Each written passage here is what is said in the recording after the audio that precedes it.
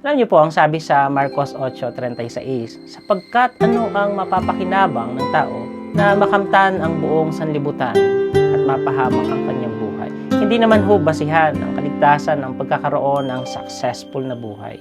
Maaring yumaman ka, ngunit hindi ka maliligtas. Graduate ka pero wala kang kaligtasan.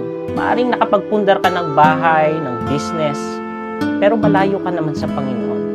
Maganda ang iyong buhay, ang moralidad, pero hindi pa rin ito ang basihan. Sapagkat sang-ayon po sa Gawa 4:12, at sa kanino mang iba ay walang kaligtasan, sapagkat walang ibang pangalan sa silong ng langit na ibinigay sa mga tao na sukat nating ikaligtas.